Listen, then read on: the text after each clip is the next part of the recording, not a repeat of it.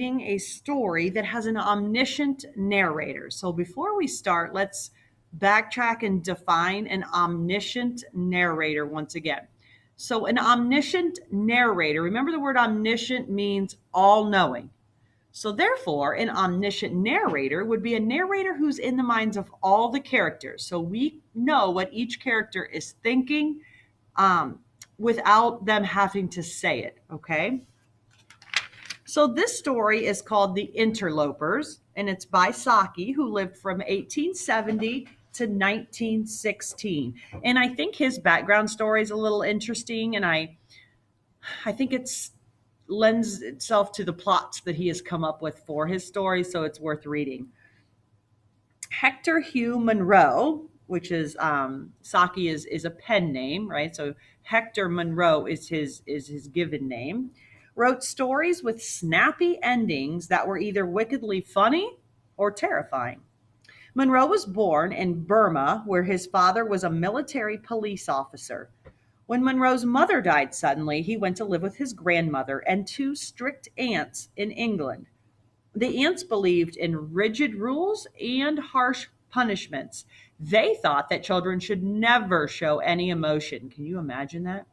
The windows were never opened, and Monroe was seldom allowed outside to play. The ants considered him sickly. Maybe that's because he wasn't getting any fresh air, right? Or any sunshine. He played with few children and wasn't sent to school until he was 10.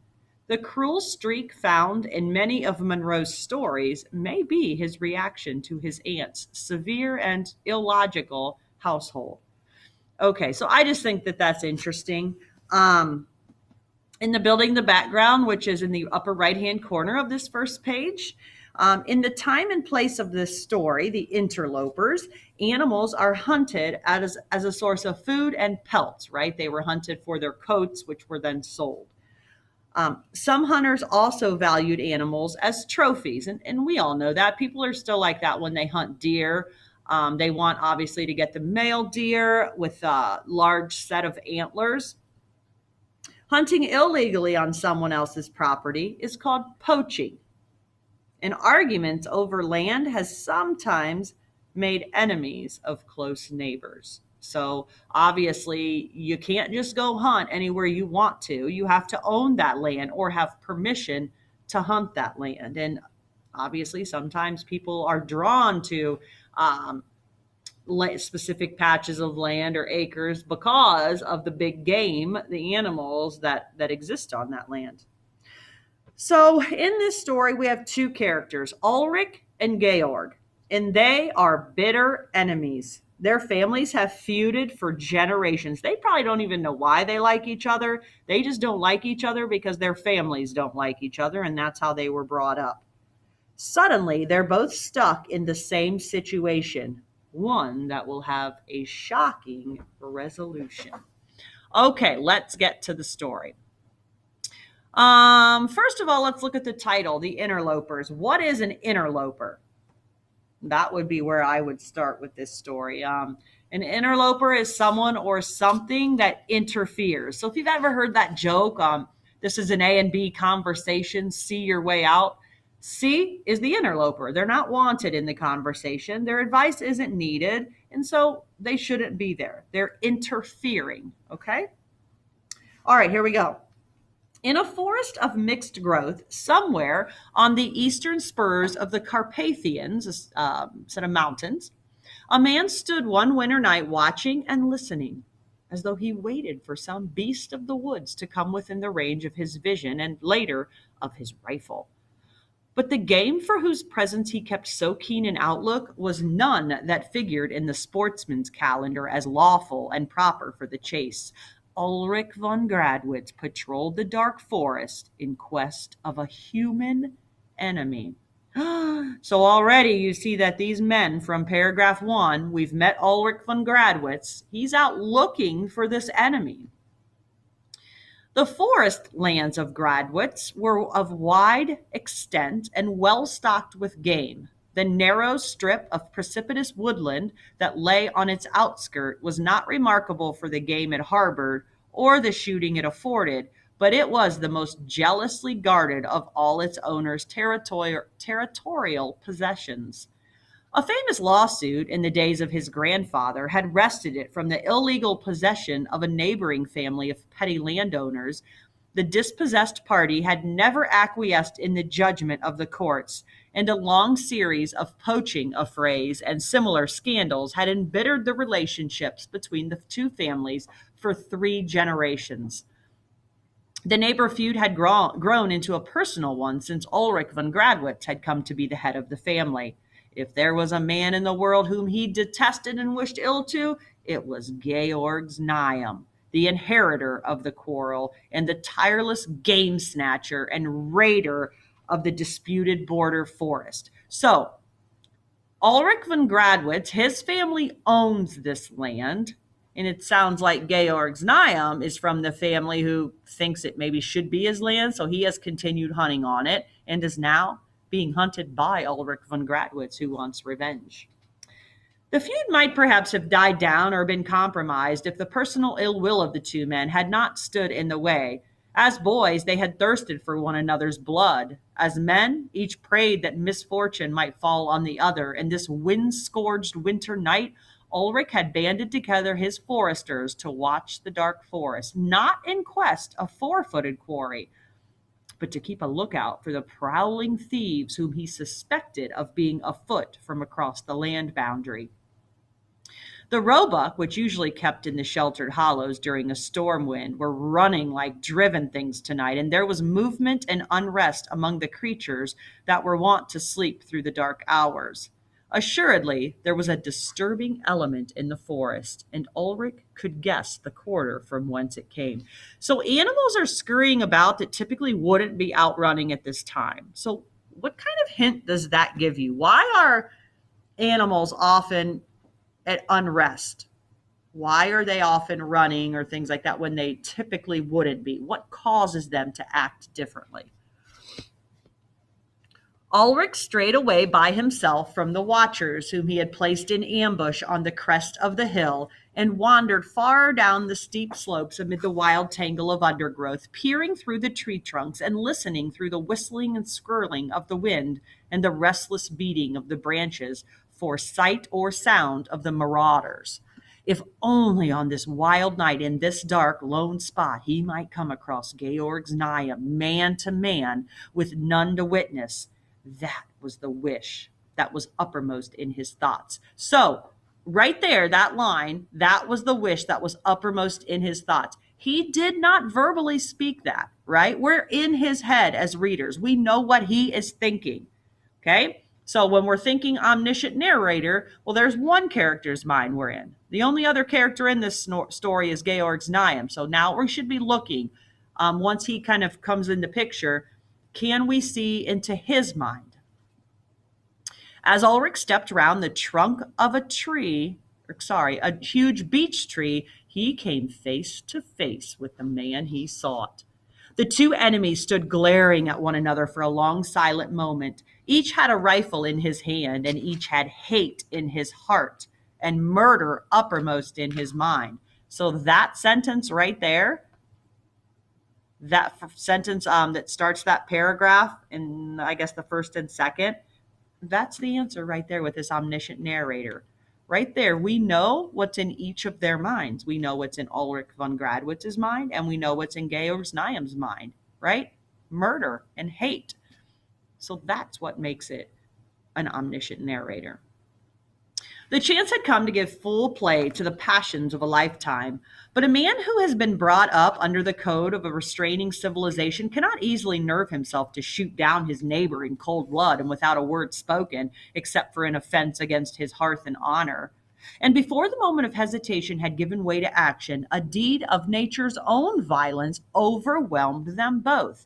A fierce shriek of the storm, had been answered by a splitting crash over their heads. And ere they could leap aside, a mass of falling beech tree had thundered down on them. Ulrich von Gradwitz found himself stretched on the ground, one arm numb beneath him and the other held almost as helplessly in a tight tangle of forked branches, while both of his legs were pinned beneath the fallen mass. His heavy shooting boots had saved his feet from being crushed to pieces. But if his fractures were not as serious as they might have been, at least it was evident that he could not move from his present position until someone came to release him. The descending twigs had slashed the skin of his face, and he had to wink away some drops of blood from his eyelashes before he could take in a general view of the disaster. At his side, so near that under ordinary circumstances he could almost have touched him, lay Georg Znaeym, alive and struggling, but obviously as helplessly pinioned down as himself. All around them lay a thick strewn wreckage of splintered branches and broken twigs. Relief at being alive and exasperation at his captive plight brought a strange medley of pious thank offerings and sharp curses to Ulrich's lips. Georg, who was nearly blinded with the blood which trickled across his eyes, stopped his struggling for a moment to listen and then gave a short, snarling laugh. "So you're not killed as you ought to be, but you're caught anyway," he cried. "Caught fast. Ha! What a jest. Ulrich von Gradwitz snared in his stolen forest. There's real justice for you." And then he laughed again, mockingly and savagely. "I'm caught in my own forest land," retorted Ulrich. "So they're stuck, right? They're in this dire situation where they're stuck under this fallen large tree branch, and they're still arguing about whose land this is." Ulrich then goes on to say, "When my men come to release us, you will wish perhaps that you were in a better plight than caught poaching on a neighbor's land. Shame on you." Georg was silent for a moment. Then he answered quietly, "Are you sure that your men will find much to release? I have men too in the forest tonight, close behind me, and they will be the first to do the releasing. When they drag me out from under these branches, it won't need much clumsiness on their part to roll this massive trunk right on top of you. Your men will find you dead under a fallen beech tree. For form's sake, I shall send my condolences to your family." "It's a useful hint," said Ulrich fiercely. "My men had orders to follow in 10 minutes' time, 7 of which must have gone by already. And when they get me out, I will remember the hint. Only as you will have met your death poaching on my lands, I don't think I can decently send any message of condolence to your family." "Good," snarled Georg, "good. We fight this quarrel out to the death, you and I and our foresters, with no cursed interlopers to come between us. Death and damnation to you, Ulrich von Gradwitz." So there, the first use of the word interlopers. What has already been seen as an interloper with these two, right? What has come between them? Think of the storm, think back to nature, right? "The same to you, Georg Znaeym, forest thief, game snatcher." Both men spoke with a bitterness of possible defeat before them, for each knew that it might be long before his men would seek him out or find him. It was a bare matter of chance which party would arrive first on the scene. Both had now given up the useless struggle to free themselves from the mass of wood that held them down. Ulrich limited his endeavors to an effort to bring his one partially free arm near enough to his outer coat pocket to draw out his wine flask. Even when he had accomplished that operation, it was long before he could manage the unscrewing of the stopper or get any of the liquid down his throat. But what a heaven-sent draught it seemed. It was an open winter, and little snow had fallen as yet, hence the captives suffered less from the cold than might have been the case at the season of the year.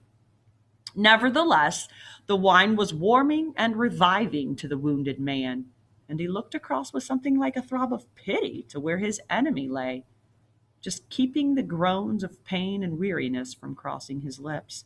"Could you reach this flask if I threw it over to you?" asked Ulrich suddenly. "There's good wine in it, and one may as well be comfortable as one can. Let us drink, even if tonight one of us dies." So there's right that first extension of him being nice, right? No, I can scarcely see anything. There's so much blood caked round my eyes, said Georg. And in any case, I don't drink wine with an enemy. Ulrich was silent for a few minutes and lay listening to the weary screeching of the wind. An idea was slowly forming and growing in his brain, an idea that gained strength every time that he looked across at the man who was fighting so grimly against pain and exhaustion. In the pain and languor that Olger himself was feeling, the old fierce hatred seemed to be dying down. Neighbor, he said presently, do as you please if your men come first. It was a fair compact, but as for me, I've changed my mind. If my men are the first to come, you shall be the first to be helped, as though you were my guest. We have quarreled like devils all of our lives over this stupid strip of forest, where the trees can't even stand upright in a breath of wind. Lying here tonight, thinking, I've come to think we've been rather fools. There are better things in life than getting the better of a boundary dispute. Neighbor, if you will help me to bury the old quarrel, I will ask you to be my friend. Georg Znaeum was silent for so long that Ulrich thought perhaps he had fainted with the pain of his injuries. Then he spoke slowly and in jerks. How the whole region will stare and gabble if we rode into the market square together. No one living can remember seeing a Znaeum and a von Gradwitz talking to one another in friendship. And what peace there would be among the forester folk if we ended our feud tonight. And if we choose to make peace among our people, there is none other to interfere, no interlopers from the outside. You would come and keep the Sylvester night beneath my roof, and I would come and feast on some high day at your castle. So they're talking about hanging out on the holiday. So here's this bitter feud that's lasted for 3 generations that now, because of the circumstance that they're in, they're probably realizing life is short. Anything can happen on any given day. So all these grudges that we've held, this one in particular, for 3 generations, let's squash it. It's not worth it. I would never fire a shot on your land except when you invited me as a guest, and you should come and shoot with me down in the marshes where the wildfowl are. In all the countryside there are none that could hinder if we willed to make peace. I never thought to have wanted to do other than hate you all my life, but I think I've changed my mind about things too, this last half hour. And you offered me your wine flask. Ulrich von Gradwitz, I will be your friend. For a space, both men were silent, turning over in their minds the wonderful changes that this dramatic reconciliation would bring about. In the cold, gloomy forest, with the wind tearing in fitful gusts through the naked branches and whistling round the tree trunks, they lay and waited for the help that would now bring release and succor to both parties. And each prayed a private prayer that his men might be the first to arrive, so that he might be the first to show honorable attention to the enemy that had become a friend. Presently, as the wind dropped for a moment, Ulrich broke the silence. Let's shout for help, he said. In this lull, our voices may carry a little way. They won't carry far through the trees and undergrowth, said Georg, but we can try. Together, then. The two raised their voices in a prolonged hunting call. Together again, said Ulrich a few minutes later, after listening in vain for an answering halloo. I heard something that time, I think, said Ulrich. I heard nothing but the pestilential wind, said Georg hoarsely. There was silence again for some minutes, and then Ulrich gave a joyful cry. I can see figures coming through the wood. They're following in the way I came down the hillside.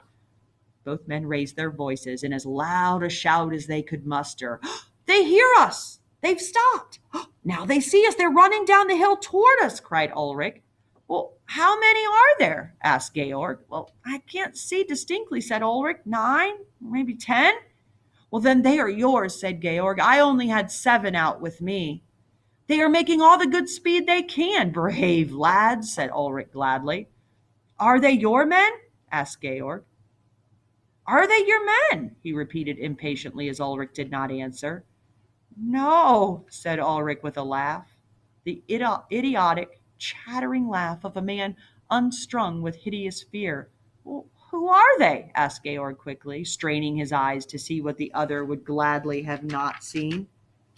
Wolves! Okay, so that's the end of the story. Obviously, it certainly has an ironic ending, right? You did not expect that the ending would bring about wolves.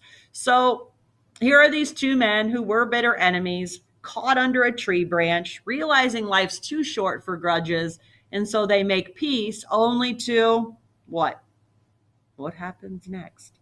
That's something that you certainly can think about, because I think he leaves off with the climax, right? That's the climax. So there's no falling action, there's no conclusion. It's left up to the readers to determine or to infer what would happen next. And I think that we can make different inferences depending on our own personal thoughts, right?